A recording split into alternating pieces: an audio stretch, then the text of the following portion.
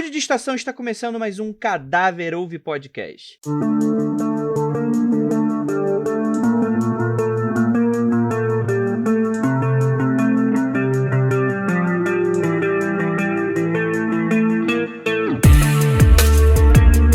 E aí, meus queridos, como vocês estão? Com alguma segurança eu posso afirmar que após a impactante passagem do século XX, a gente vive dividido. Mas quem acredita e defende que estamos polarizados nos diversos temas que nos rodeiam, parece ignorar um rico cenário de que diversos outros pontos de vista e opiniões se estabelecem. Isso vai desde política, economia e, é claro, discos voadores, né? Objetos voadores não identificados. Vamos com calma. De um lado, temos aqueles que não acreditam no fenômeno, trazem uma base argumentativa bastante coerente e relevante, mas fecham os olhos para uma realidade muito mais complexa e que, apesar dos apesares, toma contornos cada vez mais reais. Do outro lado, temos os believers no fenômeno, aqueles que tiveram acesso a todo tipo de material, dos mais inocentes aos mais fraudulentos, e que depositam a sua fé em extraterrestres visitando nosso planeta com esses veículos interplanetários. Apesar de parecer óbvio, OVNI não é, ou pelo menos não deveria ser, sinônimo de discos voadores ou ETs. Mas é interessante a gente ficar de olho para, apesar dessa nomenclatura oficial, fazemos essa confusão o tempo todo. Pois é, parte indissociável da mitologia do século XX. Tudo isso pavimentado graças às notícias populares, filmes e uma vasta literatura sobre essa temática. Formas e luzes estranhas no céu são fenômenos comuns. Absolutamente qualquer coisa que não reconhecemos pode ser considerado um OVNI. Mas não um disco voador extraterrestre. Pode ser um balão, um satélite, um avião, um helicóptero, um foguete ou até um corpo celeste que não conhecemos. Pode acreditar, as pessoas fazem esse tipo de confusão o tempo todo em seu afã de tentar presenciar um fenômeno insólito. Mas apesar disso, objetos que não se encaixam em absolutamente nenhuma forma de reconhecimento também estão presentes.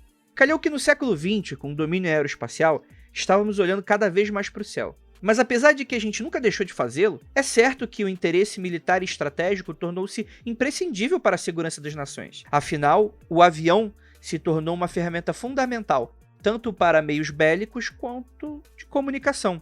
E aí que mora o perigo, pois algo que se aproxima pode ser um bombardeiro inimigo, um drone espião, um jato experimental invadindo seu território. Os Estados Unidos gastam cifras na casa dos trilhões em defesa para evitar que esse tipo de situação possa acontecer. Seria no mínimo humilhante, depois de tanto investido, não poder explicar algo que possa entrar no seu espaço aéreo, dar um passeio por aí e sair sem qualquer cerimônia.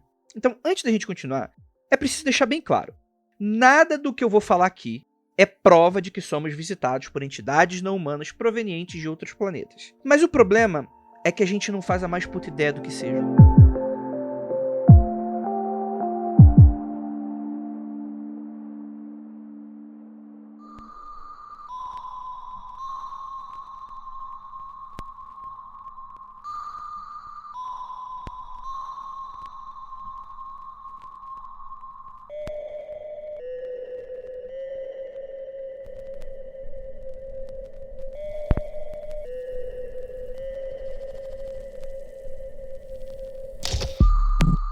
Em 1945, foi publicado um artigo nos Estados Unidos abordando o fenômeno conhecido como Foo Fighters, que inclusive temos um podcast sobre isso, que eu vou deixar no link do post desse episódio aí. A gente gravou um Mundo Freak Confidencial sobre isso. Lembrando que não é banda, apesar de ter se inspirado no nome. Diversas bolas de fogo e formas estranhas acompanhavam aviões aliados durante a Segunda Guerra Mundial.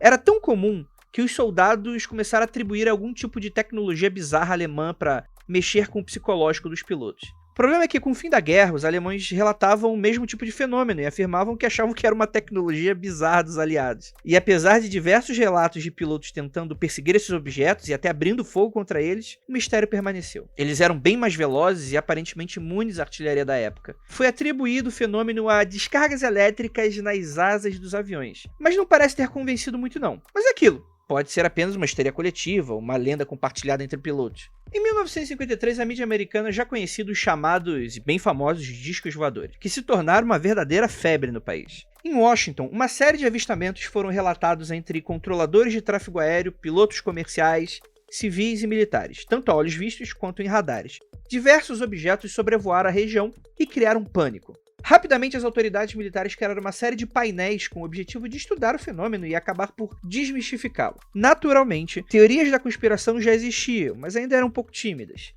O primeiro grande painel foi chamado de Project Blue Book. E quanto mais testemunhos dos avistamentos apareciam, mais militares e céticos esses painéis foram se tornando. Um evento muito parecido ocorreu no Brasil, inclusive. Em 1986, dezenas de testemunhas entre pilotos comerciais, militares, além até do fundador da Embraer na época, o Osiris Silva, presenciaram o fenômeno de luzes estranhas no céu durante a noite. Caças levantaram voo e perseguiam objetos.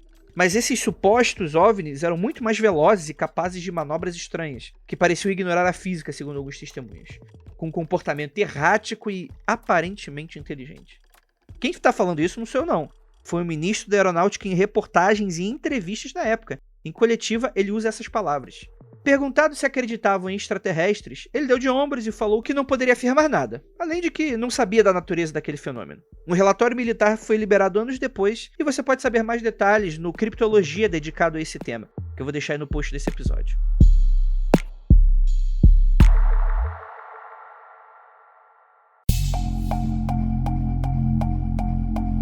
Certo. OVNIs existem? Sim. Pode ser qualquer coisa não reconhecida no céu. Objetos insólitos, aparentando luz ou não, com formas pouco aerodinâmicas, muito mais rápidos que os caças atuais, e que podem entrar e sair do nosso território quando bem quiserem, e são imunes à munição, existem? Segundo os Estados Unidos, sim.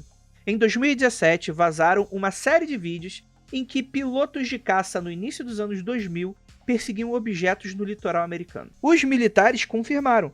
Abre aspas, conforme eu me aproximava, rapidamente acelerou para o sul e desapareceu em menos de 2 segundos. Falou o piloto David Fravor. Abre aspas de novo. Foi abrupto, como uma bola de ping-pong quicando em uma parede. É o que também fala o Luiz Elisildo, ex-chefe do programa de identificação de ameaças aeroespaciais do Pentágono.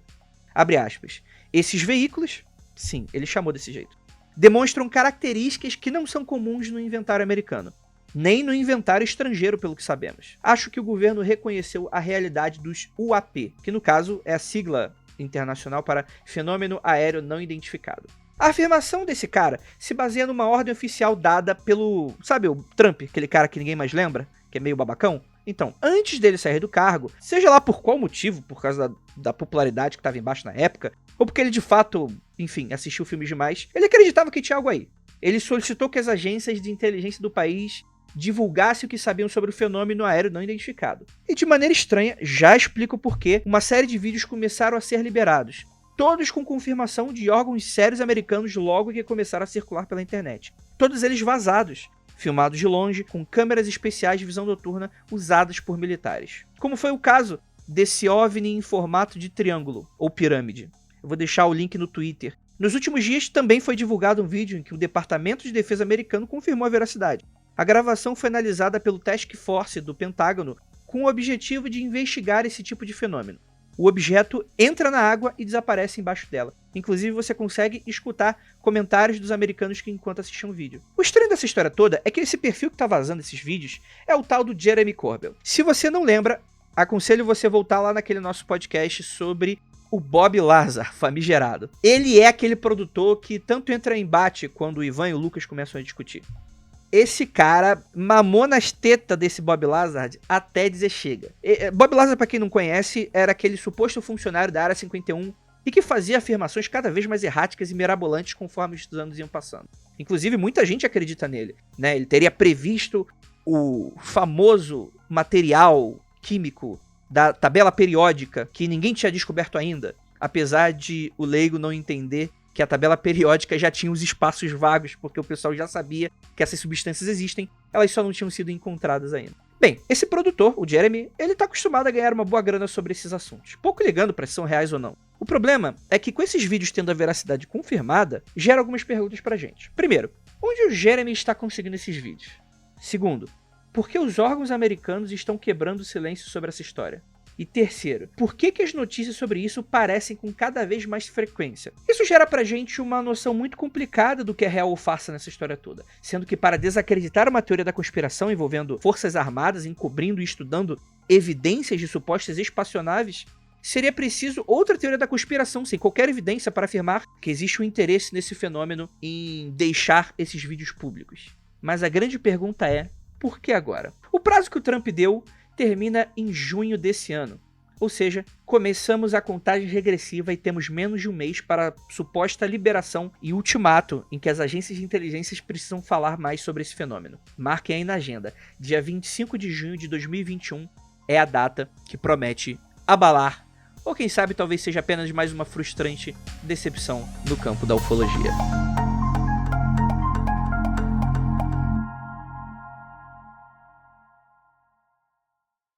E é isso. Ficamos por aqui e gostaria muito de agradecer e lembrando a todos que Um Cadáver Vivo Podcast é uma iniciativa do mundofreak.com.br que você acessa tanto pelo nosso site quanto por diversos agregadores, inclusive o Spotify. E se você quiser incentivar esse e outros projetos, peço encarecidamente para caso você queira e possa entrar lá no apoia.se/confidencial que com o mínimo de R$5 você ajuda esse e outros projetos da Casa Mundo Freak a acontecerem. É isso, e nos vemos na próxima quinzena. Muito obrigado.